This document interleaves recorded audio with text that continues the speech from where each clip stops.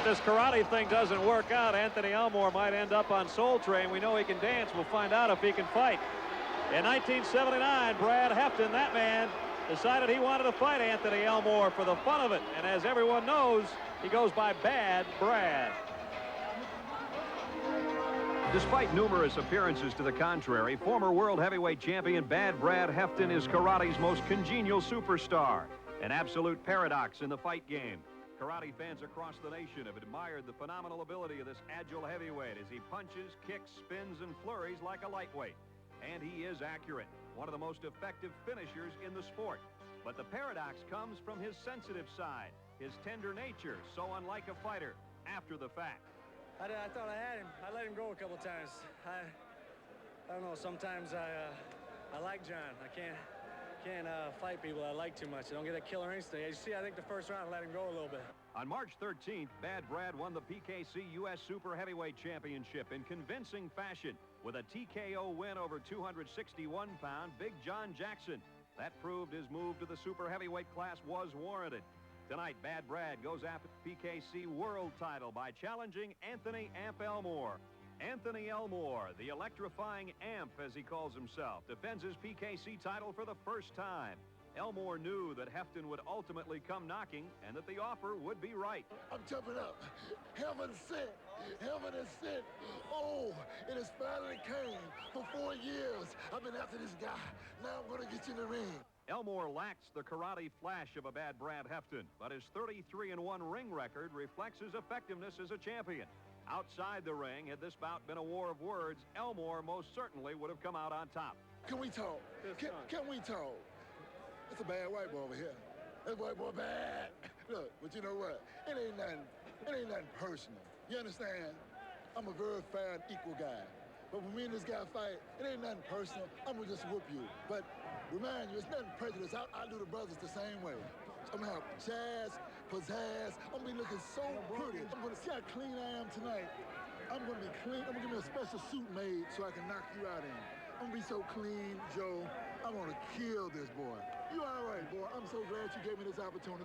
Your history, all right. I'm gonna knock you so low you're gonna play handball against the curb. But tonight, the PKC World Super Heavyweight Championship will be decided not with words, but the 4 hands and 4 feet of Bad Brad Hefton and Anthony Amp Elmore. Anthony Elmore has done a lot of talking over the last 3 or 4 years about Brad Hefton and what he would do to him if he ever got him in the ring. He's got his chance tonight. You know, Brad, there are not many people who like the style of all the talk of Anthony Elmore. I think he's rather intelligent in that the one thing that can hurt a fighter is if he fights with emotion rather than with his head. If Anthony Elmore's talk has gotten Brad emotionally involved, it could work to Elmore's advantage, and that's what he's trying. We'll have to see if Brad's corner can keep him calm and not fight with all that emotion. Pat Johnson, Johnny Terrio, Joe Corley, and yours truly, Brad Nessler, with you at the Omni in Atlanta. This is the Super Heavyweight Championship of the world, scheduled for 15, and we're underway in round 1. After all the talk, both fighters obviously respect each other, as 2 heavyweights will normally do, searching for an opening, feeling each other out. Elmore on your left, Hefton on your right. At this point, Hefton is the aggressor. He's coming forward. Elmore's content to move around, look for the opening, see what Hefton has. For all the talk, he respects Brad Hefton a great deal. Good side kick, sent Elmore back into the ropes. No damage done, but got pretty good power behind it. Actually, those kicks on the arms like that, even though they don't have effect early, later in the fight, a series of those kicks make the arms heavy. So a fighter can't hold his arms up and later could lead to a knockout. Elmore claims he has excessively good power in his kicks and that his front leg kicks really blast his opponents and unnerve them more than it looks like on camera. I noticed Brad Hefton is hesitating Jean-Yves a little bit before he makes his initial move. Anthony is holder of a number of records as far as kicking is concerned. I didn't see him kick that much this round, so I'm wondering if he's playing possum, if he's trying to get Brad upset a little bit. He told me earlier on today that the mentally stronger fighter would win. Hefton just seems a little tense, a little hesitant about making his move forward.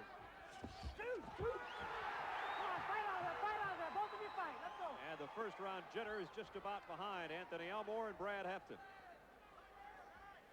Okay. Brad Hefton takes all his allotted time on the stool in his corner. Elmore was in mid-ring waiting for him. We're in round 2.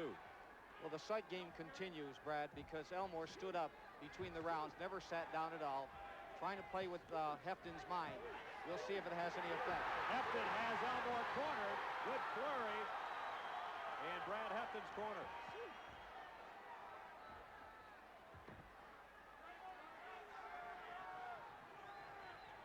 This is not the Anthony Elmore we're used to seeing. I have to think that he's still hanging back, playing possum, trying to see what Hefton has. He's staying calm and cool, not getting excited. At the same time, Bad Brad is gaining confidence. You see him, he's faking punches and kicks, and he's coming forward. Yes, he's changed, Jean-Yves, from the first round. He's definitely more aggressive. Hefton, the former heavyweight champion, defended that crown 5 times and then lost it a year ago, almost to the day, a year ago, to Jerry Rome. Jerry Rome has lost that title subsequently tonight. Let's go. And now Hefton up a weight class to the super heavies. Over 12,300 on hand here at the Omni. Great crowd for Karatemania too, and it has been some kind of day.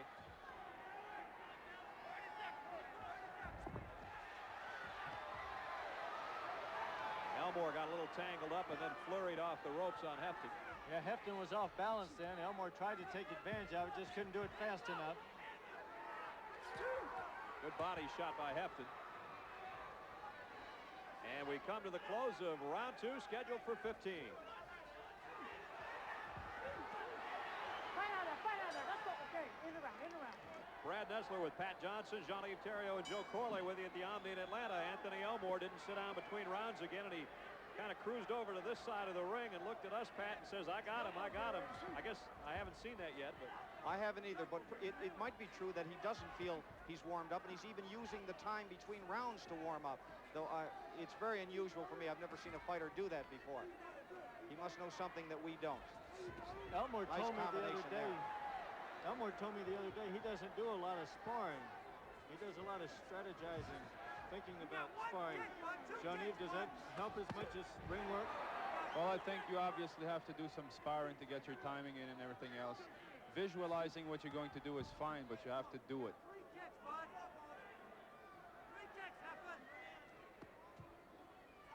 Hefton is pacing himself beautifully, Brad. He's really pacing himself well, though I'm surprised he's not using his hands and feet combinations together. He either kicks and then is ready to block Elmore's counter, or he throws a punch and backs off. really picking his shots at this particular stage in the fight here in round 5. It's paying off for, though. He's a little bit quicker than Elmore and able in the center of the ring to avoid any of Elmore's attacks. Just a little bit lighter than Anthony. 219 for Hefton, Elmore at 222. Brad Hefton has been working on Nautilus equipment ever since he fought Jerry Rome last year here in the Omni. He came in here at 192 last year. His face looked like you had drained all the blood out of it when he came in. Nice front kick by Hefton. Coming off the rope, using the spring of the rope along with his own body power. Kind of a low kick there that time by Elmore. Crowd reacts to that, spinning back There's a fist. A little combination. short. Beautiful right hand. It was the overhand right. Elmore was down, he's back up, but the overhand right, that was a knockdown. 7, 8. Spinning back fist. Followed Elmore by the backed kick. up, and then the kick and the overhand right did it. Excellent. And Brad is not getting excited. He's doing exactly what he should be doing. And now the crowd at the Omni on its feet, sensing a possible change in champions again. We've seen it happen already tonight a couple of times. Anthony Elmore will continue to pace around the ring. I think at this point he's got to give up playing the sight game and get himself together. He needs rest between rounds, especially after a knockdown like that. Here we come, Here it comes, guys. the back fist, followed by the round kick, and now comes the right hand from Hefton. These were the combinations you were talking about earlier, Pat. That's right. I was surprised he didn't use them earlier. Now here it comes again. Now watch Elmore turn his head away rather than lift his arm to block.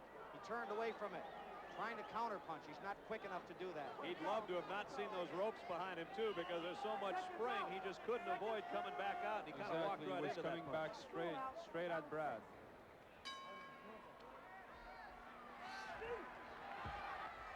Round 12, and Elmore comes across the ring to meet Hefton and wants to put a combination or two together, but Hefton's got ideas of his own. This is more what I expected out of Elmore. Coming forward, combinations together.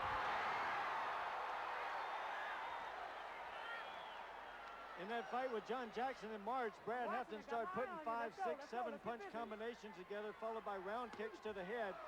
He did it once in the early going against Elmore here, but this is only the second time in this fight I've seen it come back.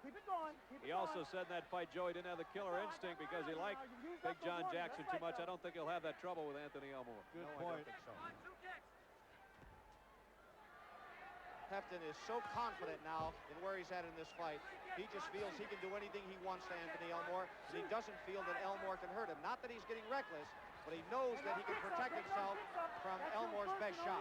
He's really a confident fighter. And there again, classic example. Elmore continued to go to the head even when there was no opening, instead of going to the body. Great right hand. Keep punching, keep going. Elmore with Hefton on the ropes. There he goes to the body. There's a good right, good left. Three combinations. Right, left, right. Hefton turns Elmore around. All of those blows hurt. They all landed. Elmore's not clear yet. Elmore's not clear yet. There's some blood coming, it looks like, from the nose of Elmore. And there's a good left hand, and his left eye is starting to close on him, it appears. He's trying to focus it and can't quite seem to get it to tear up or the tears to go away, one of the two. May have been part of that combination Hefton threw at him, but the left eye is starting to swell a bit on Anthony Elmore. Powerful left round kick, front leg round kick by Brad Hefton. At the end of the round, the 12th round, and that one looked to belong to Brad Hefton again. And now they're looking at the left eye of Amp Elmore, and he's asking for more assistance now in the corner. And bring doctors up to have a look. Watch this thing down. Get him. They're checking the left eye of Anthony Elmore. Checking his nose also. Possible that his nose is broken. Now they're telling him they're considering stopping the fight, I think.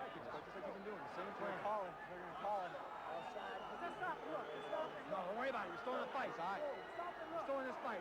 Kill this guy. Come on.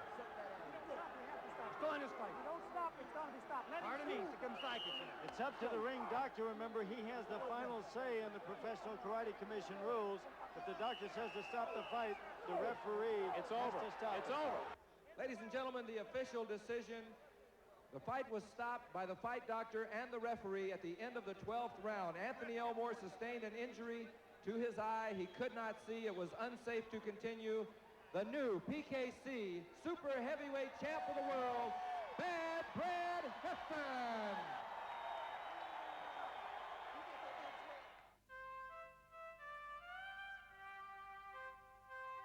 At the 218-pound weight. He really was. He was comfortable and happy because he didn't like Anthony Elmore to start with. Hefton's camp said he had really been starving himself to stay within the weight limits of the heavyweight division at 195 pounds.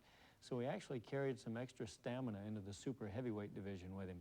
In fact, he fought a rematch with Elmore in Rockford, Illinois, and won a second TKO over Elmore at the very same weight. Joe, then Hefton ran out of people that would be willing to fight him at that point, and he spent some time on the road with his friends from a rock band called Cheap Trick. After 16 months of ring inactivity, Hefton met South American champion Sergio Bottarelli at Caesars Lake Tahoe. Sam Smith, Joe Corley, and Chuck Norris were at ringside for that action. And Hefton comes right out where he's left off in the ninth. A kick to Bottarelli backs him up.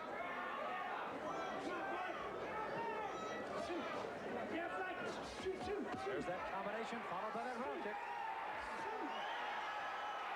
Just as powerful as the first round. It's amazing.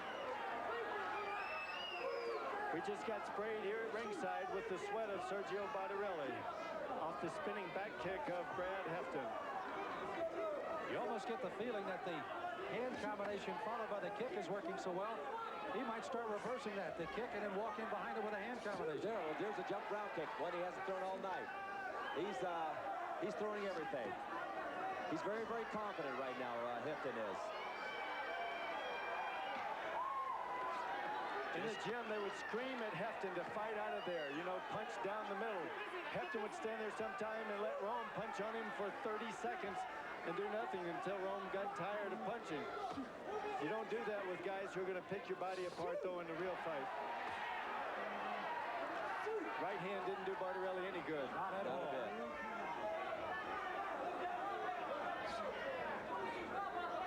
You see in Bardarelli a man who's only had one fighting speed in the past, straight ahead. He stays right there at the Hefton distance, but can't take advantage of it. Don't lean. Let's get busy or get out. Let's give me some punches. Shoot. Right hand power. Hefton backing up Bardarelli out of that corner. If I was in Hefton's corner, I wouldn't mind seeing him throw a straight right hand reverse punch, Chuck, right into the body. The kind that you used to drop people with all over the country in tournament competition. Closing seconds of the 10. Scheduled for 12. Keep busy. Don't set that. Let's go. Hefton in his 39 victories is enjoying 25 knockouts. Keep busy. Keep busy. This Brazilian is not intimidated. He is one tough guy.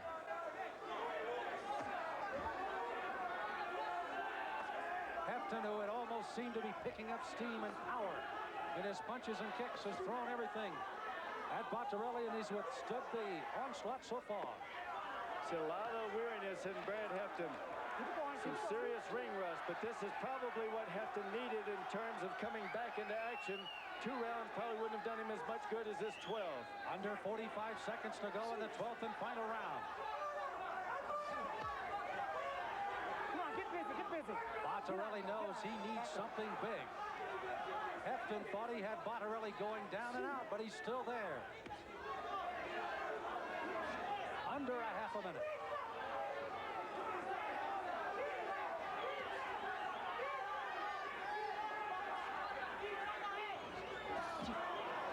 Despite the rust, despite the inactivity, you can see that the glimmer of the gem of the super heavyweight champion Hefton is starting to shine through.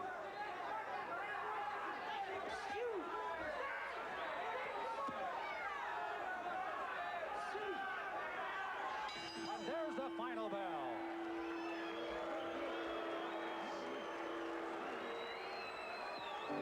The champ retained his title, but was not happy. I need a little more work if I'm going to continue on here. First time I ever fought out here in Lake Tahoe.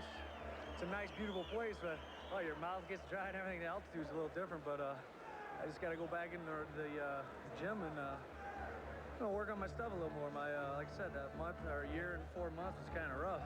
Joe, it appeared that Brad Hefton had some problems with the high altitude there at Lake Tahoe. Well, he did. You know, he only had 5 days to train there, but he also broke his big toe on his right foot in the first round. Hefton was really disappointed with his overall performance in that fight, even though he won every round against Bardarelli. Now, 2 months later in Milwaukee, he took out a 6'7" opponent in the first round to redeem himself, and so he was happy again. And now we go to Karatemania 4 in the Omni again, and Hefton's opponent here, Joe, had been screaming for him for several years. That's right. You know, at 6'3" and 254 pounds, Buffalo's Kevin Rozier came to Atlanta looking to prove that he was world champion material, and he wanted to do that at the expense of Brad Hefton. Rozier had just scored his 20th knockout and 20 victories up in Buffalo, and he's like a fighter in boxing, Alex Stewart, who had either been TKO'd himself in each bout or he had knocked out each one of his opponents. But Rozier had never been in with anyone as good as Brad Hefton. Let's go back to the Omni now for this non-title challenge of Kevin Rozier against Bad Brad Hefton. Joe and I call the action.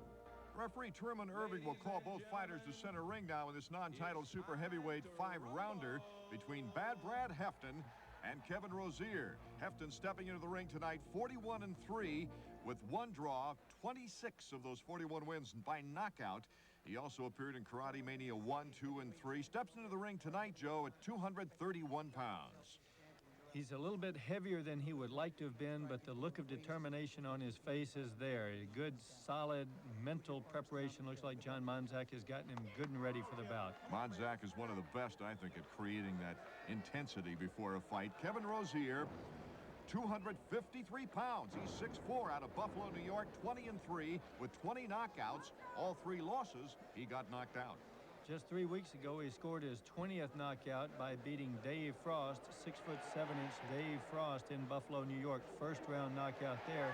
So Rozier didn't have the kind of work that he would like to have had coming into the ring with Brad Hefton. He does hold an ISKA North American Super Heavyweight Championship title as we're underway for round 1. Rozier starts out the aggressor. Rozier had said earlier that he thought he would swarm all over Hefton, but I'm not sure he's going to be able to do that. Jab out there, Kevin. Get your jab out there, Kevin. There you go. Hefton likes to use that kick as a jab to fend off the onrush of a fighter. Between the two fighters, I think we're definitely going to see that Hefton is the better kicker of the two. What Rozier has shown us just so far in the first round is he's relatively tentative with his feet. Good left-footed kick to the head that time. Left round kick by Hefton, very, very solid. I think Rozier caught it on the glove. Rozier's coming with wide shots. He's not coming straight in as Hefton's punches are. Rozier throws a really wide right hand, trying to catch Hefton behind the left glove. Hefton is so powerful with both hands and his feet and is much quicker than Rozier to overcome the weight advantage that Rozier has. You hear Hefton doing a kia with each strike, and that's really adds some emphasis to each one of his punches. It's almost as though he's exhaling the air from his diaphragm with each shot. You can hear it graphically right there as he puts the combination of hands and feet together. Jab, right hand, round kick, all together. And there again, Rozier wide with the punches. Hefton covering up very well. Hefton gaining confidence right here in the first round, Joe. Started out making sure he was on the run. Hefton, for a power puncher, stays on his toes a lot against Rozier. He does. Well, he's got 253 pounds coming at him. He doesn't want to make a mistake and get caught with a powerful punch. A man who's knocked out 20 other heavyweights can take you out with a single shot if you're not careful. There's the bell that ends round 1. And I think in that first round, Joe, Hefton showed good combinations, using the hands and feet well. He really did. I think that the power of Hefton is pretty obvious. The way he puts the hands together, the feet together, is going to create a big problem for Kevin Rozier. Kevin is trying to close on Hefton, but he just doesn't have the kicking techniques to allow him to close properly. And that left-footed round kick to the head, even though it caught some of the glove, certainly has to be an element just like a jab and keeping him off. That's right. Is right behind his jab. When Hefton comes with that round kick, it comes around just like a boxer's left hook might. We see Martin McNamara there in the corner with Kevin Rozier, John Monzak in the corner helping Brad Hefton. Hefton's a master at keeping his opponent off stride, and especially important in this fight, Joe, where he's got Rozier boring in on him. Well, as we said, with that 253 pounds coming at you, it's important that Hefton be able to really stop him short with the straight jab and the straight right hand. Hefton playing a smart, patient role in picking his spots right now. He sees that when Rozier comes in, he's coming with those wide shots that have probably worked against other kinds of opponents that he's fought, but they're not going to work against Hefton. Hefton covers well, and again, those straight jabs that Hefton's throwing right between Rozier's gloves are going to slow Rozier's forward movement.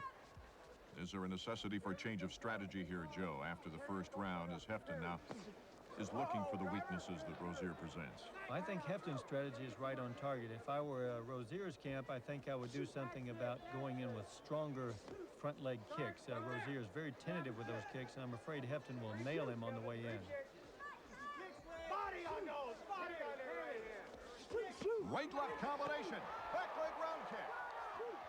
Good power in that Hefton kick, followed by the left uppercut. You see Rozier comes in. I've never seen quite that strategy, putting a glove on each side of his head, sticking his face out. Not necessarily the best thing to do against Hefton.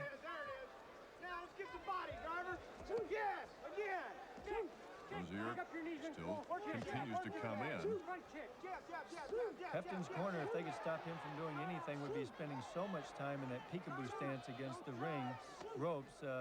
When he was trained with Jerry Rome last year, he spent maybe 30, 40 seconds at a time like that in the gym with the corner guys just screaming at him to quit doing that. Oh, it sets itself up with the hands real high for a nice round kick to the ribs underneath that elbow, or a body shot with the hands, Joe. But you look what Rozier's doing with his kicks. He's just picking his leg up and sticking it out there. I think the kick counter is probably giving Rozier an early Christmas present by counting those particular kicks. He's not using the kicks to fight with at all. Looks like it's primarily because he's afraid that if he commits himself, he'll get hurt. There's the end of round 2, and it was a round, Joe, that it was obvious that Hefton is starting to put everything together, his entire repertoire. That's right. The combination that we saw that was really impressive started with a jab, followed with a right hand, and then a back leg round kick to the head. When he came off that, he still had other techniques that he was able to throw.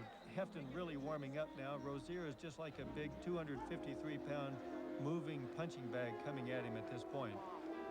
Hefton utilizing his speed and taking the opportunities that Rozier presents to him.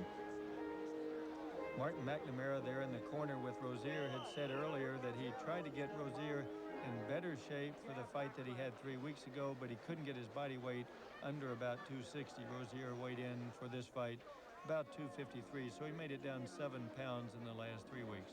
Jeff, we had the green light on. He doesn't look too bad, actually. He's a pretty big boy. Rozier has gone 9 rounds in one of his fights. Round 3 underway. Brad Hefton in the dark blue. Rozier coming in, and that kick was picked off nicely by the glove. That's one thing Rozier does good defensively, is he's taken a lot of kicks on the forearms and gloves. They traded right hands early in the round. Rozier is landing high on Hefton's forehead. No damage seems to have been done.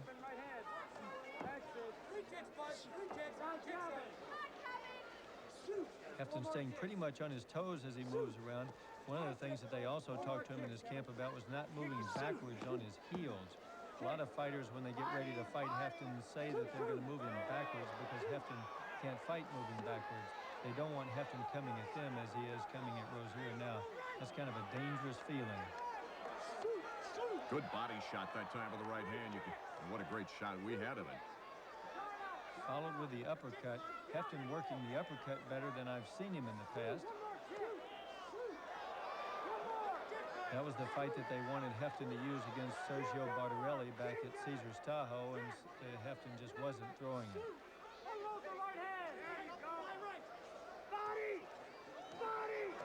You can hear the corner of Rozier yelling, "Body, body."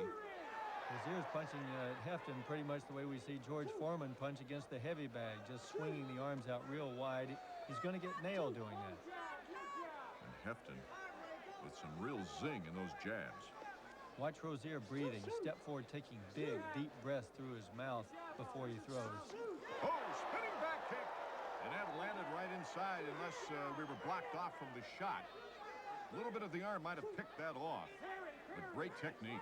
Shows you how powerful the kick is to move a 253-pounder like that. Also shows you how tough the 253-pounder is. If you caught the average man on the street with that, he wouldn't get up until next May. There's the end of round 3. Another great round for Hefton as he goes back. John Monzak will tell him what he did wrong, that's for sure. Not a whole lot Hefton's doing wrong right now other than staying in that little peekaboo a little bit too long against the ring ropes. Monzak is really good, though, at isolating the little things that most of us don't see. He is very, very good corner person. He's able to bring the best out of Hefton, has been doing that since 1979 when we first saw them together. Sitting right behind that sign to the back of Hefton. We've got a couple of big names in their own right. Jan Mikowski and Chris Miller, 2 great quarterbacks with us. Hefton with a big spinning back kick in that round, just blasted Kevin Rozier with it. Some of it caught by the arm, but as you mentioned earlier, when it happened, Joe, tremendous leverage in that particular kick. Great power. Round 4 of a scheduled 5-rounder. It's almost like Kevin Rozier's doing a conga two-step with that front leg. Not quite what you expect from a kick. It almost looks like a boxer who's trying to throw kicks, but Kevin Rozier's been in the martial arts a long time. He's just a hesitant black belt at this point. Rozier covering up, finally catching that jab. And the straight shots by Hefton. You see the forearm catching the kick that time. Finally, a right hand gets in a little bit on Hefton. Once again, he's just reaching back to try to power through the glove. Hefton's very smart here, just taking his time, picking the shots. Rozier's starting to pick off some of those jabs now that he wasn't doing in the earlier round. Hefton's mixing the kicks up to the body and then going back to the head with his punches and then coming back to the head with the kicks. So Rozier's not really quite sure where the technique's coming from. Rozier really has a need to show something in this round. Only scheduled for 5. Oh! And a flip over a loose, it looked like the ropes were a little bit loose there, Joe. And this is a scary situation for Brad Hefton. Well, Hefton dominating a fight, and then all of a sudden something freaky like that could happen to slow him down. Landed right on the back of his neck. That could not have been more dangerous. John Monzak went in there. Pat Dominicone also there with him. Hefton seems to be okay. He wobbled a little bit right there at first, but is now seems to be all right. Rozier with a slight bloody nose right now, but a fall like that on Hefton's part Rozier should take advantage of it. Could be very effective, yes. Should take advantage. He thinks maybe Hefton could be a little groggy. I would go after him there.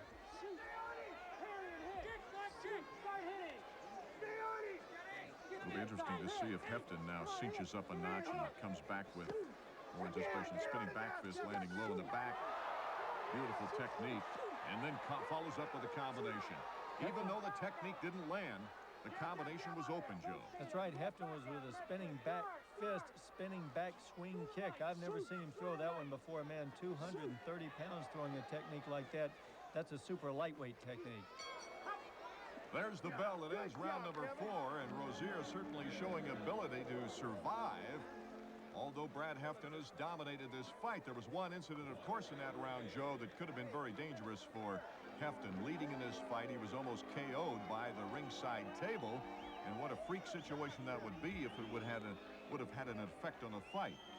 Well, I think Hefton looked like he was a little bit groggy when he first got off the table, but then he pulled himself back together with no problem. Rozier wasn't able to take any advantage of it. Let's take another look. Rozier, nothing malicious on his part. He pushed. In fact, you see him almost reach over and try to grab Hefton. Look, Rozier's offering to help him up. The way Hefton's neck hit that table, he's very, very lucky that he wasn't injured more seriously. Rozier was not able to take advantage of it, though, afterwards, after Hefton got back in the ring with an aggressive approach. When Hefton got back in, he just followed his game plan. He kept going with the straight punches, straight kicks. You see Dave Justice right there in the middle of your screen with Brian Hunter from the Atlanta Braves right next to him. Dave Justice trains with me now. What a great martial arts student he could be. He could be the champion of the world in karate as well. Sasha Volkov, also of the Atlanta Hawks, ringside, watching the action as we enter the final round, round number 5 of the scheduled non-title super heavyweight bout. Be interesting to see what Rozier's strategy is now. He knows he's got to be behind in points. Look at the kicks that he's throwing. It looks as though he is just trying to get somehow close to Hefton to be able to try to land something with power. Joe, the jabs have taken an effect on Rozier now as his nose is starting to flow pretty good. He's caught some really good straight shots down the middle. Hefton's also done the uppercut extremely well with both hands, right hand and left hand. Even leading with that left uppercut that he did a second ago was pretty neat. That's the most powerful kick right there that I think Rozier has thrown this whole fight, aimed it at Hefton's kidney. All the other kicks that he's thrown have been really tentative. Hefton is really looking for a particular move right now. And Rozier has been dropping his hands occasionally after a technique. There's a spinning back kick. He's thrown punches to the body, he's thrown front kicks to the body, spinning back kicks to the body, and then he's come back with the techniques to the head. Very impressed with the way Hefton has mixed his techniques up in this fight. What does he do to drop those hands down in order to get a good clean shot here in the 5th round? This is probably one of those fights that Hefton would have liked to have seen go 8 rounds or 10 rounds. He would have had a chance to wear Rozier down a little bit more in that number of rounds. Rozier's stomach is billowing out over his pants a little bit more than it was at the beginning of the first round. But like I say, he's a big boy. Spinning back fist and a straight jab. Beautiful kick that time. That had an effect on Rozier, I think. Even though his arm was in the way, Rozier felt it all the way through the gloves. Terrific left hand. There's the bell that saves Rozier. So Hefton coming on real strong here in the 5th and final round, dominating this altercation. Martin McNamara from Toronto, Rozier's corner person, congratulating Hefton. John Monzak doing the same thing with Rozier. Great thing about this sport, you got Randy Reed there in Kevin Rozier's corner too. Randy Reed from Madison, Wisconsin. I guess they gave Rozier as much help as they could considering where he came from. He had almost 2 years of inactivity until about 3 weeks ago. And then he fought, as I said, Dave Frost, knocked Frost out in the first round. So this is the first real 5 rounds of solid work that Rozier's gotten in 2 years. In the final round, Hefton showing some tremendous kicking ability, especially with that spinning back kick, but they traded some meaningful kicks in that final round.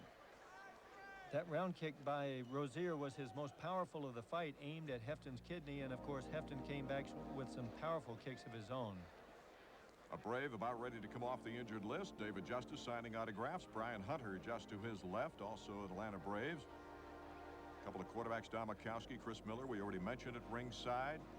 Anticipating an unanimous decision now for Bad Brad Hefton. Rozier going the distance for the first time, but thank goodness it was only a 5-round bout.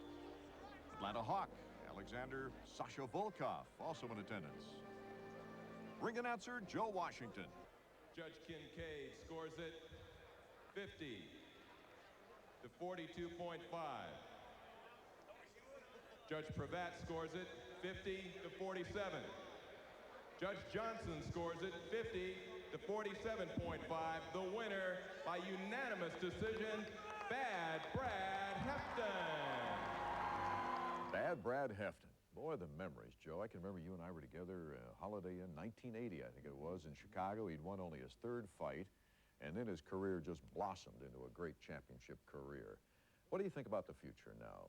It seems to me the best is yet to come. Well, it is, and I think his camp would agree that the big fight is still to come for Brad Hefton. At Karatemania 3 at Caesars, Hefton's fans saw and heard Dennis Alexio as he laid down the gauntlet for Bad Brad and firmly promised to the entire television world that he was going to knock Hefton out. Now, that Hefton-Alexio bout will probably take place in 1993, and from my perspective, it promises to have all the drama of any heavyweight grudge match that's ever taken place inside the ring ropes. Between them, Hefton and Alexio have 90 wins and 69 knockouts, and the fans for these two camps guaranteed a major brawl in 1993. Brad Hefton was here earlier, of course, and he wants a fight with Dennis Alexio. We're going to see your replays here in just a second. What are you thinking about Brad Hefton at this point? He wants to fight me? Oh, exactly. Sure, great. I'll knock him out. It's not a problem. Dennis is just, you know, he's like the Muhammad Ali type. He's got a smart mouth, I think. I mean, he's a legend in his own mind, I think. He's ducked me. You know, I mean, I've tried to fight him before he got a fight with Jer, and he's always wanted an outrageous amount of money. And it's what surprised me when he took a fight with Jerry. You know, I thought he'd want to go to me first or something, but he just said things that he could knock me out in the 3rd round. He could do this, he could do that, you know, and I don't know how many times, years, I've been trying to fight him. He just, I don't know, weasels out somehow. Just a moment, we're going to see Rick the Jet Roufus in blistering action. But first, a look at where these champions come from. The future of Karatemania rests in part on the wealth of talent that's being developed in the karate schools all over the world. And this talent comes in all shapes and sizes. To give you an idea of the kind of skill being developed out there, we're going to the Battle of Atlanta in 1986, 1987, and 1992 to bring you the beauty of martial ballet.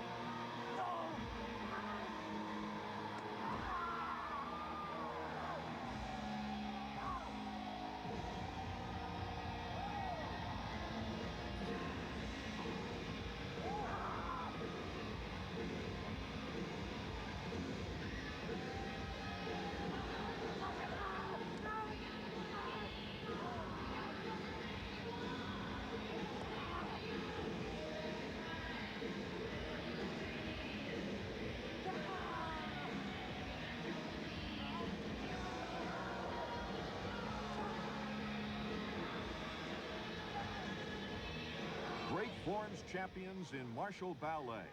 Another dynamic component of the beauty, grace, and power that is Karatemania. And now we turn our attention to the real Karate Kid, Milwaukee's Rick the Jet Roufus.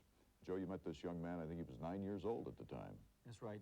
He approached me at one of the major karate tournaments. This little 9-year-old kid comes up. He's got the biggest scrapbook that I had ever seen. He had every picture of me and every other well-known karate personality in the world in this one book. He had me sign every single picture of myself in it. I mean, he was such a fanatic that I wasn't surprised when he proudly announced that he would one day be the champion of the world. Rick Roufus won a number of junior national point championships before he entered the full contact arena. And when he did, he brought with him all the skills of a great point fighter, Joe. And Rick the Jet came into the PKA Karatemania 1 in Atlanta's Omni with one goal in mind, and that's to let people know that he would be a superstar. Joe Corley and I were there to call the action. Right now, youngster Rick Roufus with a kick that put his opponent Tony Smith to the canvas. That was a change-up kick by Rick Roufus. He picked it up like it was going to be a front kick, turned it into a round kick, and nailed him on the jaw with it. Just as naturally as I would use my arm. Well, he went after the big one that time, and Tony Smith covered up in time. Look at the power, and then the right hand put him down. The right hand to the ribs. Rick the Jet Roufus. 7, 8, 9, 10. One of the biggest safety factors in contact karate, the officials. The referee, Bill Clark, one of the best. Roufus showing right now why he is U.S. champion, and the kick put him out. Tony Smith's on the canvas. Bill Clark calling the bout as Rick Roufus setting the tone for his next match. I think it might be interesting talking to this young man, Joe, who has all kinds of future plans in the contact karate field, and we can see why with a terrific variety of kicks and punches. Well, let's take a look at this terrific styling of Rick Roufus.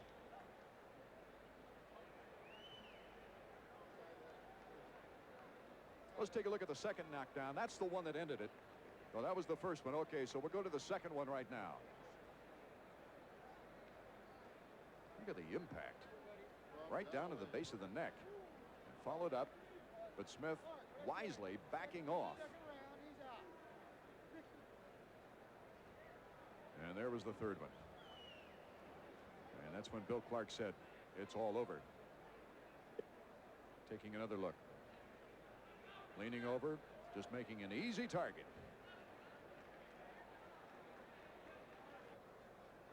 Rick Roufus, you make it look so easy. Well, since doing it since I was 5 years old, putting the kicks and punches together has become a little more easier. You know, you sometimes look like you're almost a little bit bored in there, but I'm sure you're not feeling that. Oh, no, it's just over the years you become so relaxed that the tension is there, but you don't let it overflow you. I know there's a man here at ringside tonight, Larry McFadden. He looks like karate's version of Marvin Hagler. Got the shaved head, very ferocious looking. Nice young kid, got his baseball cap on and everything. Do you feel intimidated? No, I don't. Larry McFadden and I will meet later in May. And I'd like to say one thing, that Larry is going to be black and blue on his bald head after I get done with him. Not only was this young All-American boy confident in the ring, Joe, he's now starting to make verbal predictions. Yeah, and accurate predictions. His first one with McFadden came true. He thrashed him quite convincingly, and that set up his world title challenge at the Omni in Karatemania 2. The champion in Roufus's division at the time was Albuquerque's John Macayo, a legendary blood and guts fighter who had a rock for a chin. This was to be the classic brawler versus finesse fighter confrontation, with Macayo trying to close off the ring in the young challenger. Brad Nessler, Joe Corley, Jean-Yves Theriault, and Pat Johnson were in the Omni that night for the World Super Middleweight Championship. Moncayo, 53-16-1. He's got more wins by knockout than Roufus. He's got twice as many wins by knockout as Roufus has fights. Right here, Rick. Well, he's got 70 fights under his belt, Brad. Face each other and bow. Timekeeper, fight. Here we go. Super middleweight title on the line. Rick Roufus in the red pants. John Moncayo in the black pants with gold trim. Moncayo's coming forward, Brad, as I said he would, trying to get Roufus into a corner, just as we expected. Roufus is coming out in a southpaw stance with his right forward. Johnny Roufus already with about 10 kicks. He's definitely not going to have to worry about the 8 kicks per round, is he? No, John Moncayo on his part, though, is counting his kicks. He's coming in real hard. He's very explosive, John Moncayo is, but he's stalking his opponent right now. Rick Roufus, 20 years of age. Moncayo, only 24. So a couple of young guys that are the future of the sport. Moncayo doesn't waste a kick. Every kick he throws, he means business. You notice, though, he drops his hand every time he throws the kick, giving away the fact that he's kicking and not punching, allowing Roufus to prepare for it defensively. Good backlane round kick by Moncayo. Found the left side of Roufus' head, but Rick comes right back. And there's a good left hand, good combination by Roufus. Great right hand, nice counter punch.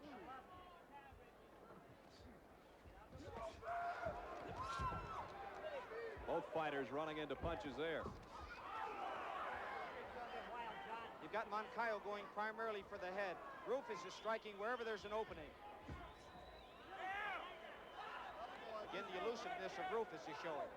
Roufus may be the most or best defensive fighter in the whole sport, able to stay out of the way at all times, out of danger. He can also pace his fight properly also. You'll see no clenching in these full contact karate bouts. And we start to wind down the end of round 1.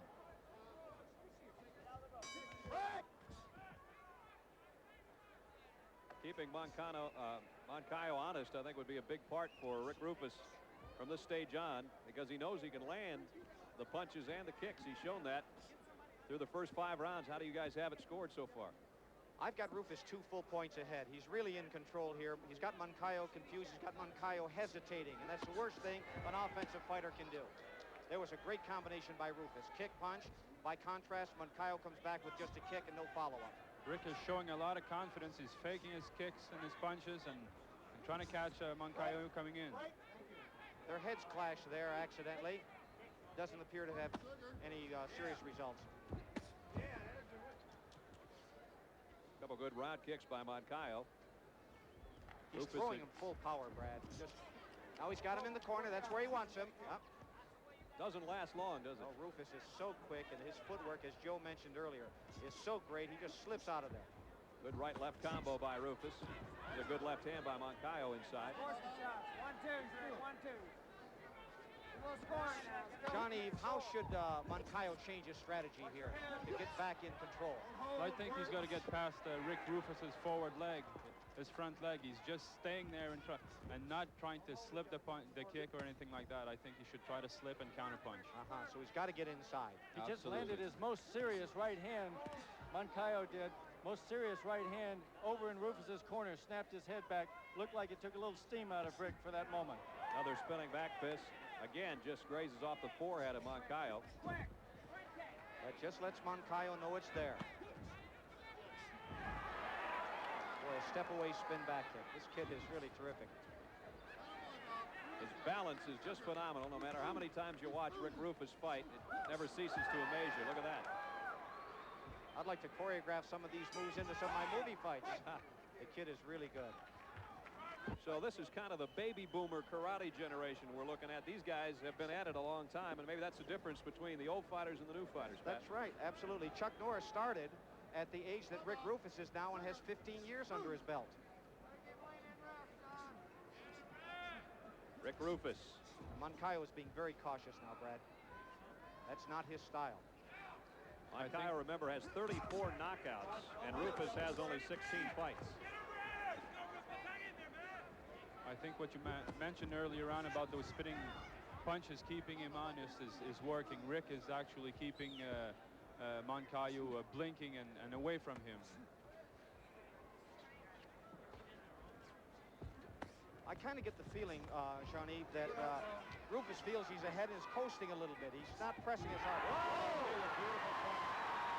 Close for that left hand. It might be all over. Moncayo is flat on his back. Bill Clark stands over him with the count. There's no way Moncayo's going to get up from that left. This one's super middleweight champion of the world. And it's Rick the Jet Roufus at age 20 has just stunned John Moncayo with a big knockout punch. And there's mayhem in the Roufus family corner. You know, just as I mentioned, Brad, that Roufus was letting up, was backing up and coasting, I think Moncayo felt that too, and he decided to start pressing. And he made a big mistake because he ran into the counter punch, right on the button. Now our concerns with John Moncayo, the ring doctors are over there, and he is in a sitting position now. That's a good sign. He was flat on his back. He just had a big sigh and said, woo, and he's just figuring out what hit him. Rick Roufus comes over. Moncayo has lost his kick super middleweight crown, and Rick Roufus is the new king. And he is a happy young man. Here it is, Pat. All right, now Moncayo's starting to come forward. He's becoming the aggressor. He feels that Roufus is letting up. And there's the counter right there. Right on the button. Mouthpiece and everything went, and down goes Moncayo. Here's another look. Now watch the hand drop when he goes to kick. Watch Moncayo drop his hand when he goes to kick. The hand comes down. Here comes the kick. The right hand's going to drop. Now watch. Here's the kick. The hand drops, and bam! There's the punch right over where that hand should have been. He paid a tremendous price for a defensive mistake. It cost him his title. And Rick Roufus, with a big smile, is our winner by knockout. Ladies and gentlemen, the official time, 1 minute, 4 seconds into the 7th round. By knockout, the winner and new kick world champion, Rick the Jet Roufus.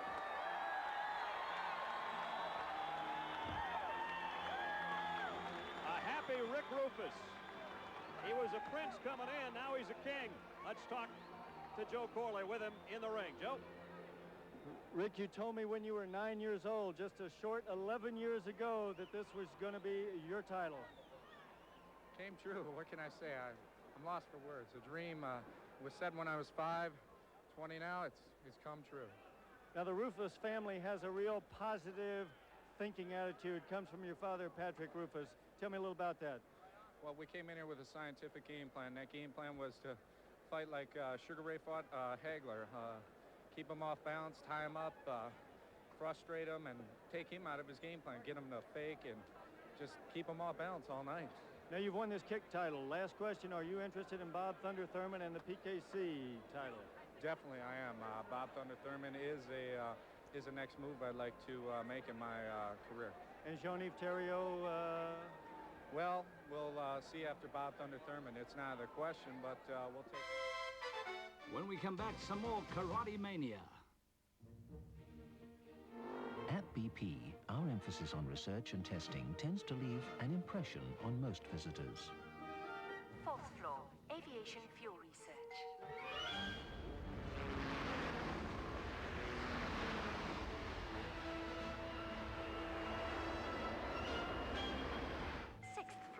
Marine lubricants testing.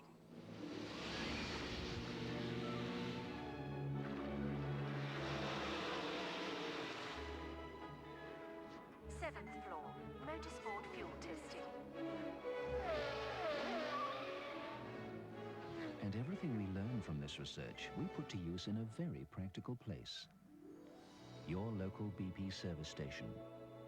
Pizza for Tate King? Top floor. Top floor, space research. We like to keep you moving. This is a pub used by accountants, which you can tell by the way they buy a round. The usual lofty. The usual lofty. And they all drink the same type of beer. Lofty. Lager. But there are a few accountants who drink something different.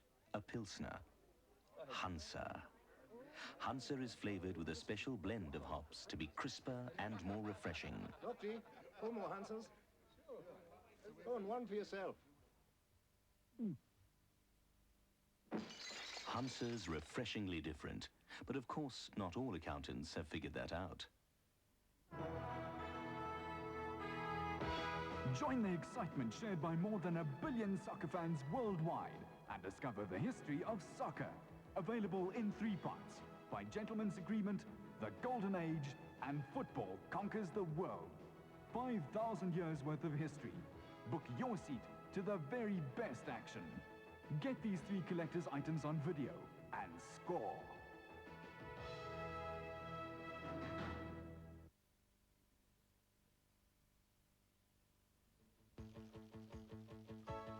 There's a new generation of helmets breaking away from the pack. Superbly aerodynamic and ultra-cool. Technologically advanced to meet the toughest international safety standards. On-road, off-road, the new helmets from Topsport. Topsport Light, Topsport Pro. Light years ahead.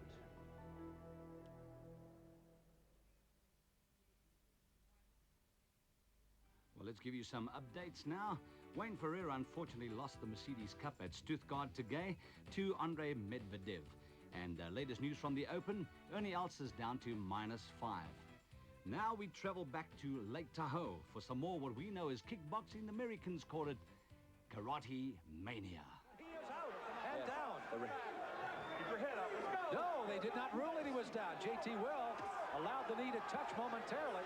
But he wasn't knocked down. He went down on his own knee just from sheer exhaustion. Watch your forearm. Both fighters starting to show a little ill effect of the altitude right now. Come on, let's go. By the way, checking the kicks for Knorr. He is in danger of missing, and he does. He has only 6 kicks in round 3, and that's a demonstration of some fatigue going on here in the 3rd round. With Knorr experiencing some difficulties with the kicks, a look at the kick rule might be important here. Each fighter must attempt a minimum of 8 kicks per round, and there is a 1-point deduction for each kick missed in a round. And more importantly, in a championship fight, a failure to attempt 8 kick minimum in 3 different rounds results in disqualification. And corner really trying to work on Knorr, more or less just to get him mentally back in the fight. And we see why here, Chuck, as he really got some real kicks by Roufus. Yes, he's taking a lot of punishment.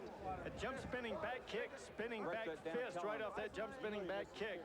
Listen, deep breath. The left back leg round kick by Roufus. He comes in, sets it up again, and comes even higher with it.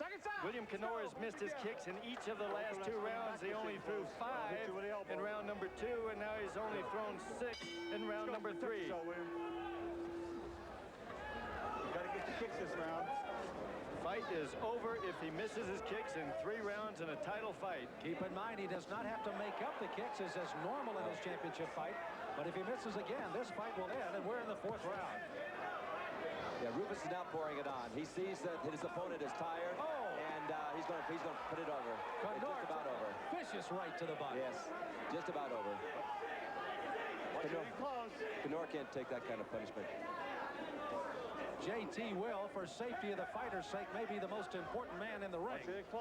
Remember, in full contact karate, you do have standing 8 counts allowed. That gives the referee a chance to make sure that the fighter is not going to take a blow that could end his career or his life. Knorr doesn't have the energy left. It's just a matter of time now. Roufus pouring it on, got excited in karate at the age of 9. Watched a championship fight of Bill Superfoot Wallace and Robert Biggs and said, that's what I want to do. And here he is, the top of the world in the light heavyweight division. Well, he's a game fighter. Watch your head. Father owns 6 karate schools in the Milwaukee area, which he helps in, which certainly doesn't hurt your techniques. But there's a little something more in technique from Rick Roufus. There's a big heart in there. Yes, definitely.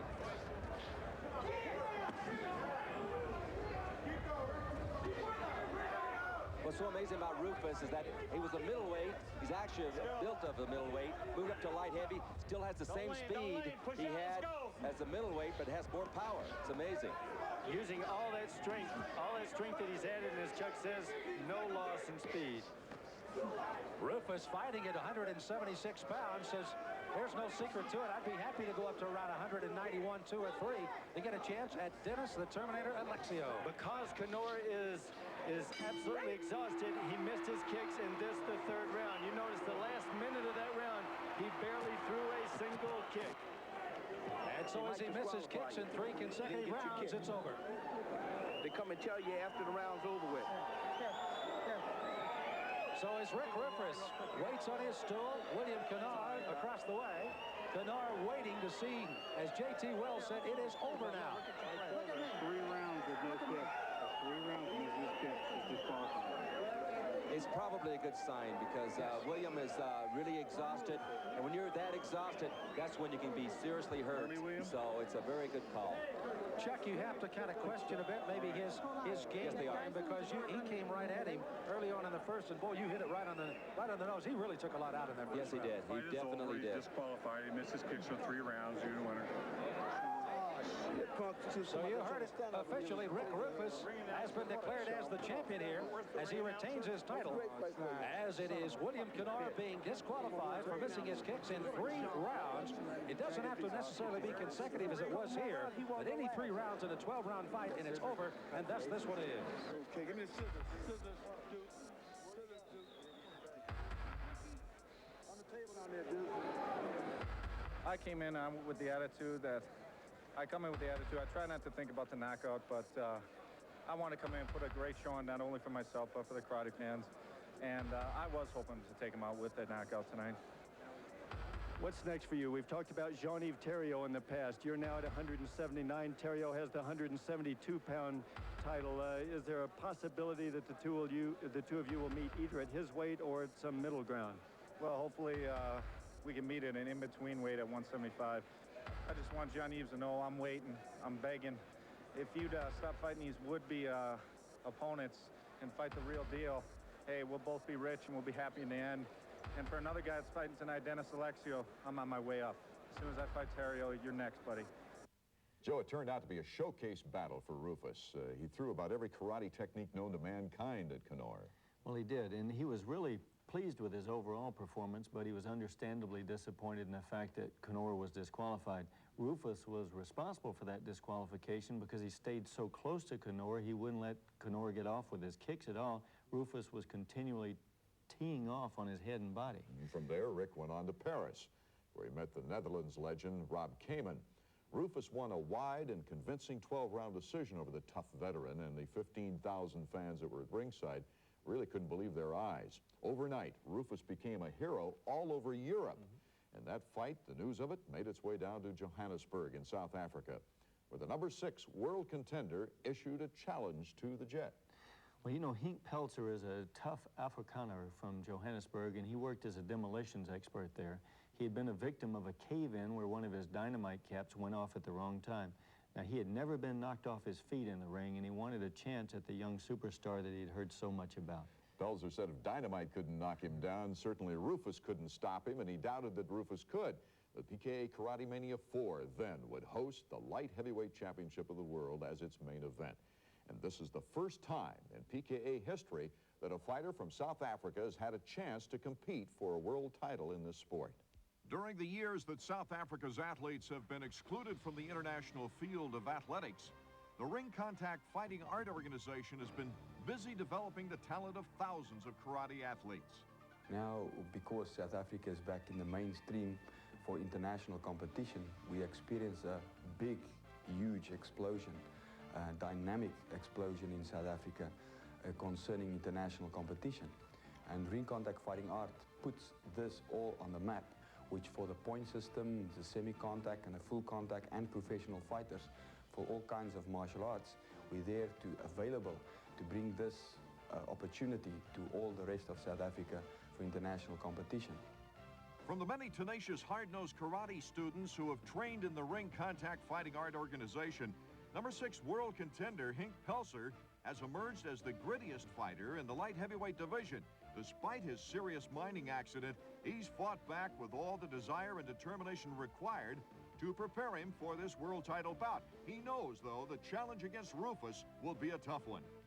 We have studied a number of Rick Roufus fights, fight tapes, and now we know Rick's got an excellent left roundhouse kick to the face, so our defense for Henk's going to be to cover his right hand, to cover his right side of his face properly with his right hand, and watch out for that left hand and left leg of Rick Roufus. And therefore, I'm positive Henk could catch him with the right hand to the head. 22-1, 9 knockouts. He avenged the only loss on his record. He's not a punisher, really. Not a big puncher. He's geared to go the distance. The champion, The referee Rick the for Jet tonight's fight Roufus. is J.T. Will. 37-1. 22 of those 37 wins by knockout, and convincingly avenged the loss on his record.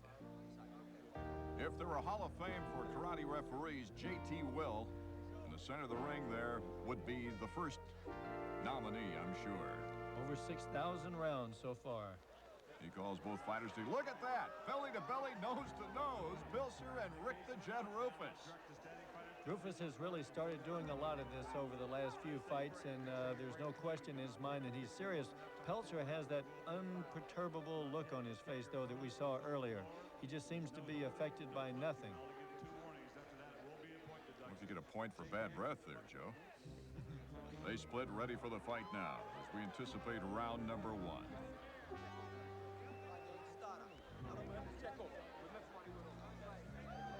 Rick, final congratulations from Stan Johnson there, just getting out of the ring, and his brother, Duke. Again, as I mentioned before, Duke at about 210 pounds has been Rick's primary sparring partner over his last 4 or 5 fights. We've had the advantage of seeing Roufus come up through the ranks as just a youngster. He's changed a good deal since we saw him in those early years, lost a lot of innocence in that face. A lot of miles behind him. He just got through with that fight back in December against Rob Kamen over in Paris, 15,000 fans, and he dazzled him. Good left hand by Roufus. You can see his quickness already, even though Pelser is the aggressor. You're going to see a lot of that from Roufus. A very powerful, quick round kick off the back leg, followed with a very stiff left hand. Now he changed to a southpaw stance. Yeah, Roufus always fights in a southpaw stance.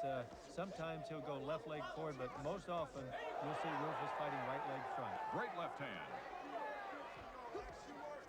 He's scoring with the lefts consistently, setting it up. Right from the very beginning, you see the speed of Rick Roufus being able to get in and out, and that's his strength. I don't know how much Pelser can take of this. That's going to be a big determining factor what Pelser's jaw is like. Good right hand jab, goes to the body underneath the elbow this time. A lot of a person's ability to take a punch has to do with the way the face is constructed, and Henk Pelser has a face not unlike what we used to see from Ross Scott, and Ross Scott could certainly absorb a lot of punishment. Those round kicks can take their toll into that rib section. Notice the head work of Roufus, staying out of way of almost everything that Pelser throws. Spinning back fist, and he follows it up immediately. Uses the stunning effect to set it up. Can just hear those round kicks blasting Pelser here at ringside.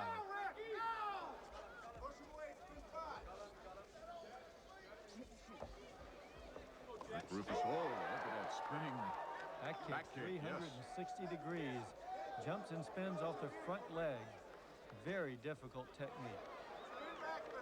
Still has an eye for defense. Roufus using so much of his arsenal. That left round kick, left hand punch right behind it continues to land. But Joe, Roufus really showing us how agile he is in that first round, especially with the kick followed by the left hand, the left foot and the left hand. Does that so easily, so easily. We see there how Roufus, as soon as the kick lands, starts right back with the left punch. Notice Roufus' handlers already concerned about some scar tissue under the eye, Joe.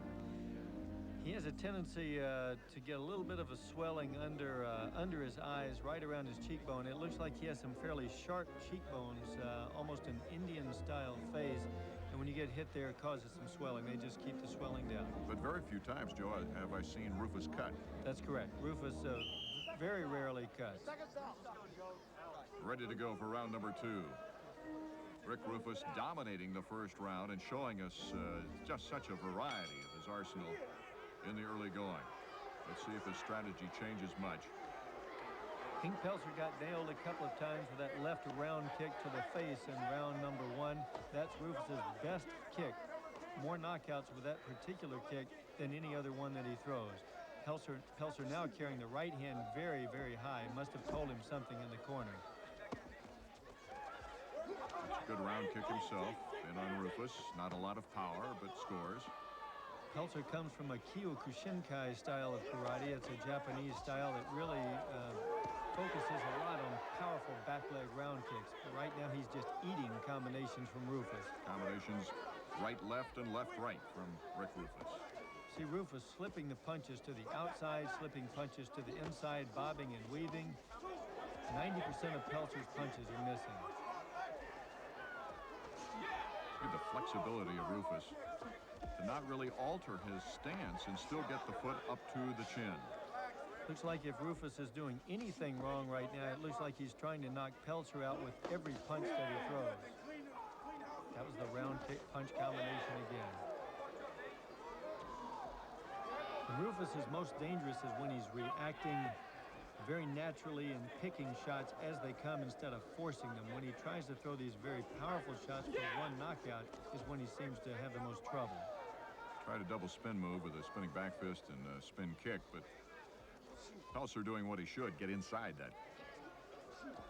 Pelser now made him miss with that left round kick. Seems like Pelser's distance on the left round kick of Roufus has improved. Pelser got missed with the left hand, but ate the right. Those body shots have got to tell on the challenger. 21 hours on the plane, just 2 days rest once he got here. If I were he, I would have gotten here quite a bit earlier. Well, Joe, one thing Pelser certainly showed in round 2 was his toughness. And here's another look at that exciting exchange of punches in that round that Roufus did so well with punches and kicks, the combinations. You see, both fighters are throwing techniques, but Roufus's are the ones that land most often with the greatest amount of regularity, the greatest amount of impact. Pelser does have some power in those kicks that he's throwing. No question. Roufus just isn't there to accept that power. I was wondering with Pelser's height if it might help him in the kick style when this fight first began, but Roufus's quickness really kind of negates that. Roufus's quickness really does, and on Pelser's side, as Joe Viljoen said, the injuries that he sustained in the mining accident have affected his agility somewhat in the kicking category. It'll be interesting to see if that plane trip and conditioning starts to take toll now as we start the third round of action. Roufus to the right, Pelser the challenger with a chartreuse stripe. Very determined look stays on Roufus's face all the time. It's a scowl that he keeps throughout the fight. He uses that front leg front kick there to jam Pelser every time he starts to move in. Tremendous leverage with the back foot as he plants it and brings the front foot forward. Our fight fans will notice how Rick very subtly shifts his weight from his right leg back to his left leg without really going anywhere as Pelser attacks. Pelser opening up, giving Roufus the opportunity, but Roufus really didn't land one that time. Oh, the left hand on the side of the head. He dropped the right hand, Joe. Pelser dropped the right. He ate the left hand. Fortunately for him, he ate it up high on his head as he did the spinning back fist then.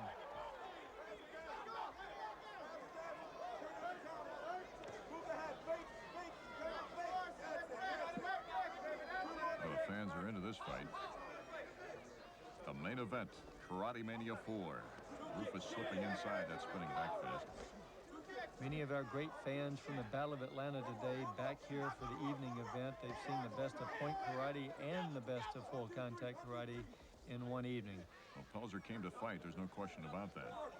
Kind of very powerful, I'm sorry, Art, very powerful trunk. Roufus with a jump spinning back kick landed with his heel on Pelser's forehead then.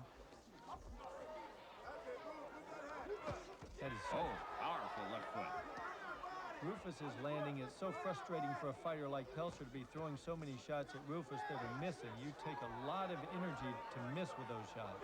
Good scoring right hand to the body. Roufus is getting under that elbow and then comes back up top with the right hand that time with a nice jab and a combination.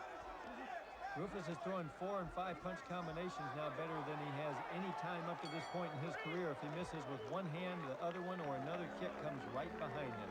Pelser looking just a bit staggered in that round as he shows us some toughness again. Well, let's take another look at the champ's spinning back fist, Joe. Roufus is just right on target with this thing. It lands a little bit high on Pelser's head, but it seems that Pelser has the kind of head that can absorb this kind of punishment. What a classic style of technique. Joe Voluen there in front of Henk Pelser. Joe Voluen is the man who has spearheaded the growth of karate throughout South Africa at every level, both at the point karate level, the full contact and kickboxing level, through this ring contact fighting art organization. Very calm, relaxed in the corner. Pelser, you see, not being excited. Stan Johnson, a little more animated over there in Roufus's corner. Glad you could join us for the PKA World Light Heavyweight Championship bout between Rick the Jet Roufus and Henk Pelser from South Africa. Roufus put both of his titles on the line here, his ISKA World Light Heavyweight crown and his PKC World Light Heavyweight crown, so Pelser has the option to take both titles back to South Africa should he win. You've got to find the formula, though, to get through the defenses, and especially the offense that is Rick's defense. Notice Roufus leaning in, leaning back out. He leans in, fires the power back out, causing Pelser to miss, and then right back in. Offensively, defensively, and counter-offensively, Rick Roufus is the best fighter in the world today in all three categories. And you're not going to outcondition him either, Joe. Rick Roufus always ready. That's going to be a question when Jean-Yves Thériault and Rick Roufus fight. Thériault now has reached 37. Low kick. Now that'll be interesting to see if JT Will decides to deduct a point from Pelser. It looked unintentional. Absolutely unintentional. Pelser was just picking his leg up to throw the kick, and it landed right in the groin. They have, Joe, deducted a point from Pelser's scorecard, and it looks like Rick the Jet Roufus now has recovered sufficiently. You know, there are some fighters who, down in a fight like this, might decide to take a point penalty to try to change the course of the action, but it looked totally unintentional to me. No question about it. Pelser picked his leg up to block a kick, as at the same time he tried to throw a front kick with the leg that he was blocking with, and Rick just had his leg in the air. No intention on malicious intent on Pelser's part. Well, we saw the power, even though Pelser got inside a kick, how it moved him back. Not an optimum distance for the Roufus kick, but such power in short distance. Roufus is just digging to the body, digging back to the head, spinning back kick in by Roufus right into the body off a right uppercut. You won't see many fighters in the world throw a right uppercut spinning back kick. That was that same technique again. Ground kick to the body, punch to the head, knocked him halfway across the ring. Spinning back kick, lands up on the chin. Pelser seems undaunted by it. Roufus with combinations coming at Pelser from every direction. Oh, that was quite a round. Beautiful when you think of the artistry of Rick the Jet Roufus and the arsenal that he displays against Pelser. You can see that Pelser is suffering some from the effects of the pace of this fight. Again, Joe Voluen keeping him very relaxed in the corner. You see this guy seems to get his conditioning, his breathing under control very quickly. One thing that the corner has to be proud of is that left foot kick followed by the left hand. Everything that Roufus throws seems to land. He throws a punch. He comes off that punch with a spinning back kick. Not many people in the world can use that, and you see the impact of that spinning back kick. 2-minute rounds, and the big reason for that is the added energy it takes to lift the legs for the kicking.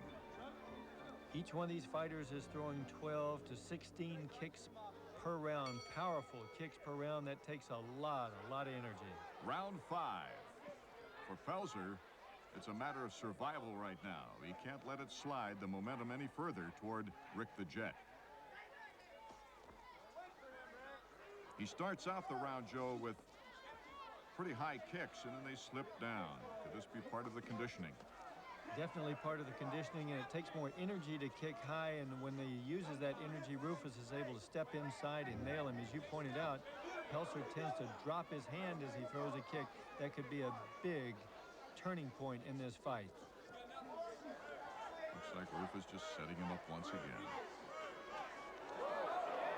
Roufus has 22 years experience under his black belt. He's just like a fish right in water. He's using his kicks to the head now, side kicks to the head against Pelser. Pelser seems to have pretty good timing now on Rick's left round kick, Roufus complaining that Pelser caught him low again. It looks like he's irritated after that one.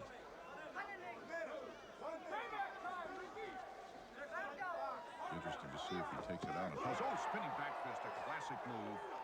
Again, high on the head, you see Pelser takes the shot and then it just acts like nothing has happened. I guarantee you the average guy gets hit with that shot, he's unconscious for a month. A lot of credit to Henk Pelser. JT Will saying, I didn't see that one. But checks the condition. Referee in contact karate plays a very important role safety-wise. Spinning back fist high on the head, but look at the leverage. Oh, it looked like a slip to me, the push, but JT Will says no. Roufus threw a round kick. I couldn't tell which part of the body that kick landed on. Jay Will felt it to be a blow to a legal part of the body. Roufus gets tangled up in the air on that spinning back kick at the end. That's the end of round 5.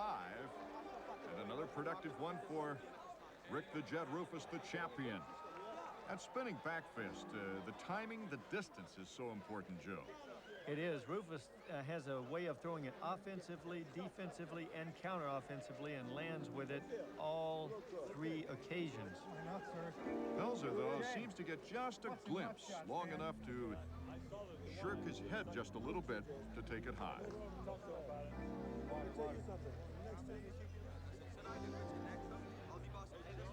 Again, they're keeping the device on Roufus's face to make sure that the swelling doesn't become a problem for him. Again, he's got those sharp cheekbones, causes his face to swell a little bit. Back in the fight with William Kenora, headbutt hit him over there and caused almost a goose egg on his chin, or his cheekbone. It appears that if Pelser has any chance to win, other than a knockout, this 6th round is vital for him. A 12-round fight, you fall as far behind on points as Pelser is. You've got to do something dramatic. If only 9 knockouts and 22 wins, as you said earlier, he's not a big puncher. Axe kick by Roufus comes right down on his chin. The right hand jab of Roufus timed perfectly inside the initial move of Pelser. Looks like there's a slight cut on Pelser from our vantage point, Joe. Looks like it might be from the nose. Either that or slip down over the lip. We'll check it out a little later when we get a clear shot. Good left hand by Rick the Jet Roufus now. Solid. With all those kind of straight shots and those kind of kicks coming around Pelser's head, the bleeding could come from anywhere. Well, Roufus is really jacking up on some of those.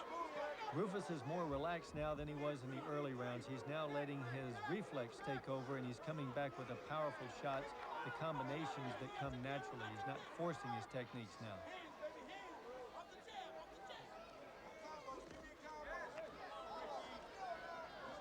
Round 6 of a scheduled 12-rounder. Roufus picking his spots. And those shots like Pelser threw then that he missed are the kind that take so much energy from him, and at the same time, Roufus is blasting him, which also saps strength. Roufus looking for his 38th win and the retention of his light heavyweight world championship. Nice side kick into the ribs, defensive side kick then by Roufus. Look, he spins with a spinning back fist, comes off that with a round kick. Complaining of a low shot from Pelser, I didn't see it land myself. The overhand left. Pelser starts to make a move. And right uppercut. Roufus catches him right in the middle of his initial move. It'd be safe to say that Roufus has Pelser's timing down almost perfectly now. Once again, though, Pelser survives another round. Signifies the end of the 6th round. That axe kick you don't see it very often in full contact karate. It takes a lot of time and a lot of finesse to get it in there. Roufus was hitting Pelser with so many different techniques in that round from so many different angles. The axe kick is one of the harder ones to land in full contact karate. Pelser sat a lot more heavily on his seat in that round. The blood coming from his nose seems to be bothering him. A lot of volume of blood coming out of Pelser's nose. I guess the axe kick makes it vulnerable for the guy throwing it. It is a very opening kick to throw. but Roufus throws it at just about the right time without much fear of retaliation. Getting lots of encouragement from his corner, Rick the Jet Roufus. Pelser really has to get lucky now, a lucky blow to win this battle. 6,500 people in Atlanta's Omni tonight to see this bout. A lot of people back here from the Battle of Atlanta during the day, and a lot of Rick Roufus fans here in Atlanta. How long can Pelser maintain this pace, though, of getting pounded from both feet and both hands of Rick Roufus? Roufus, I don't think, is very far from retaining the crown. Looks to me like Pelser could continue at this pace indefinitely. Roufus's job is to land right on the button with a shot, because the configuration of Pelser's head gives him the ability to take a single blow. So Roufus is either going to have to hit him with a combination or be right on the button with something.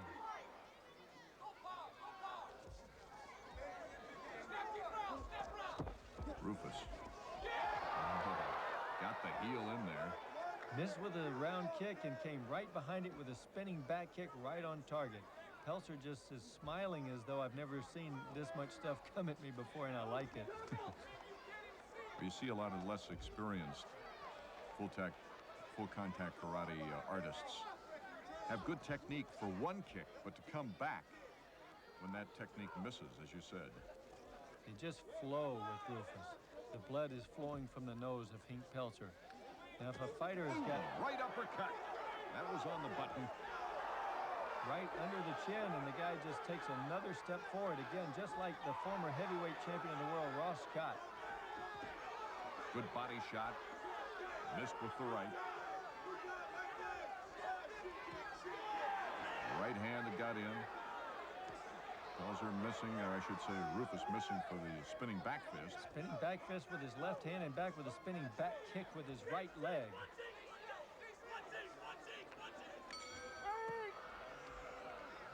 And after the bell, unintentional from Pelser. That's the end of round 7. Joe, it's just how long can he go? I mean, he took some real punishment in that 7th round, and especially that right uppercut. It had such velocity to it, just a short one, but it had a lot of velocity. Yeah, Roufus is throwing so much power in each one of the techniques, but he's not forcing the techniques now. They're coming naturally for him. Those are the ones, as I said earlier, that make him the most dangerous. Pelser leaning a lot further back on the stool now than he was in the early part of the round, early part of the fight. And this war that he's been in has taken a lot out of him as he's gasping there, trying to get extra oxygen, it looks like.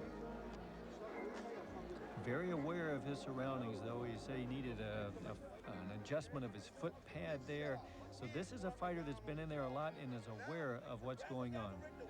Rick has always been appreciative of the fans that have seen him fight in Atlanta, Joe. Likes Atlanta. He fought here in Karatemania 1. He fought here in Karatemania 2, where he won his first world title.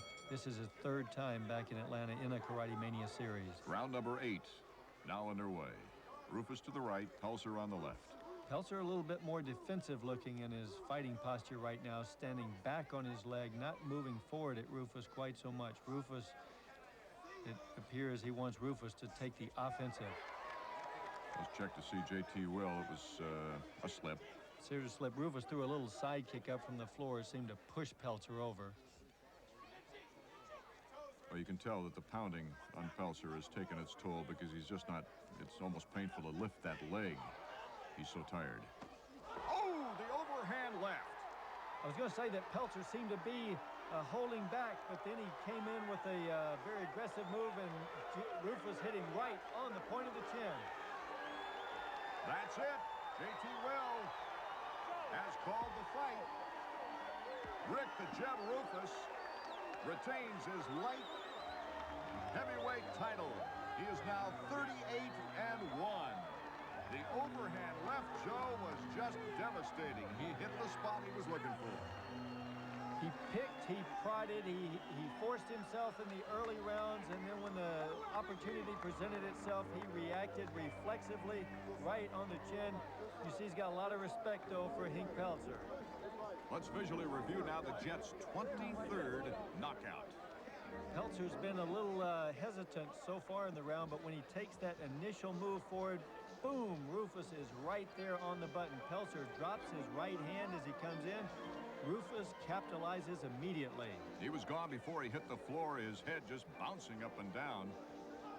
He landed in kind of a twisted position. I'm surprised he got up at all. Let's take a look at another angle now.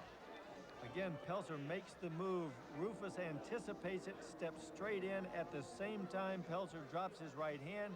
Roufus is right on target with it. No question, Joe, he was waiting for that particular move by Pelser. No question. Again, this is what happens when Roufus just reacts and waits for the thing to come naturally.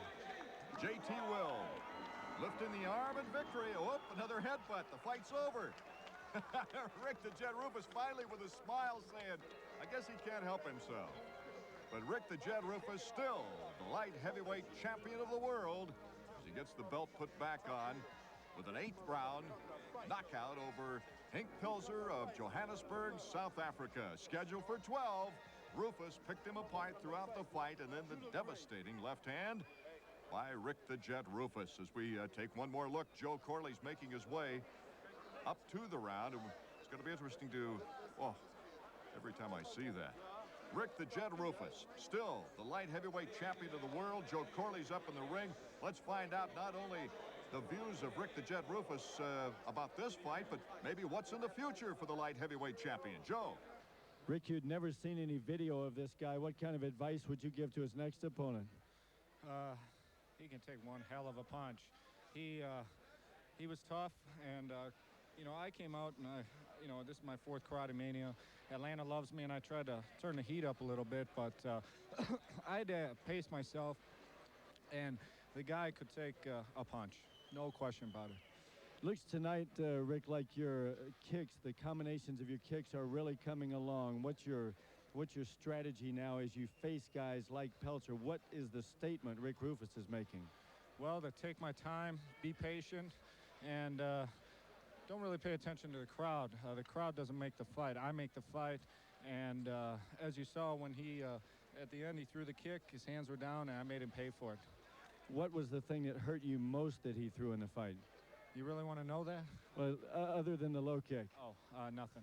He didn't have any power that hurt me at all. Okay, now it's Pelser. You're 38-1. You talked in your last Karatemania 3. You talked about going up to the heavyweight division. You've come up from 164 pounds. You're using the training methods of Evander Holyfield. You're putting on the weight. Can you make 195? Is it realistic to expect that you could fight Dennis Alexio at that weight? I think you're going to see Rick Roufus for about another year. You'll see him fight Jean-Yves Thériault, and hopefully if everything goes well with that, excuse me, and I beat him as I'm supposed to, there could be a rematch. It could be a fight Rob Kaman or Ernesto Hus, but Dennis Alexio makes for a good fight because I don't like him. And fights like that just kind of are a little more intense. You take it up another notch, and I'll tell you what, Dennis, you're in for a big fight. It's going to be Sugar Ray versus Marvin. In the second case, I'm Sugar Ray. Joe, the confidence of Rick Roufus really moves me. It seems that he set his mind to do something 18 years ago or so and just won't be denied. Well, you know, Rick Roufus has a real single-minded approach to life. He wanted to be the best he could be in his sport. And I think now that the argument can be made that Rick Roufus is the most dynamic fighter in the world today in any sport, in any weight division that takes place inside the ropes. Now, over the past few months, a number of Roufus's fans have contacted us demanding that he move up to the heavyweight division. They want to see him challenge Dennis Alexio. At the same time, though, the Hefton camp wants to see him in with Alexio, so I guess it'll be whoever gets to the Terminator first. This sport, like every sport, Joe, revolves around its superstars, and we've certainly seen two of the brightest of the PKA stars in our program. We've covered a lot of miles and a lot of arenas to see the great champions of full-contact karate. But what will we see and who will we see in future Karatemania events? Well, I'm really happy to say that our sport has got so many dynamic champions that we'll never be at a loss for talent. In the lighter weight classes, we're going to see Troy Dorsey, who's one of the only 2 men to ever win world titles in boxing and in kickboxing. And we'll see some dynamic challengers from Europe and South America who go after Troy. On the women's side, the great Kathy Long, who's made me a convert to women's fighting, will meet several interesting challenges. We'll also see Canada's Michelle Rochette. You saw him with us in Montreal. We'll be back in El Paso with Cliff Thomas in action. Virginia's Curtis Bush will be with us, and Ireland's Billy Murray. Of course, with some luck, Jean-Yves Thériault and Rick Roufus will be getting together soon. From Warsaw, we'll be seeing Shimmick Soleta, who's the cruiserweight champion of the world now, along with dozens of other stars who are just waiting to be seen. They're everywhere from the former Soviet Union to South Africa and all the way back to Los Angeles. It's a worldwide craze, this Karatemania, and it's got superstars just dying to be recognized. I personally have every confidence that these fighters will succeed in spades in this decade. The great fighters of full contact karate will take their rightful places alongside the greatest boxers of all time before this century is over. And from the literally hundreds of thousands of miles that I've personally traveled with this man and the spectacular growth that I've seen, the drama and the intensity of these athletes who put it all together with their flying feet and explosive hands, I've got to tell you, I'm hooked, right along with the millions of fans who follow the sport at ringside and on television. The craze we've come to know as PKA Karatemania is certainly here to stay. I'm Art Ekman with Joe Corley, saying stay tuned for more of PKA Karatemania. It's the kick of the 90s, and many think destined to be the world's #1 ring sport in the next century. So long for now.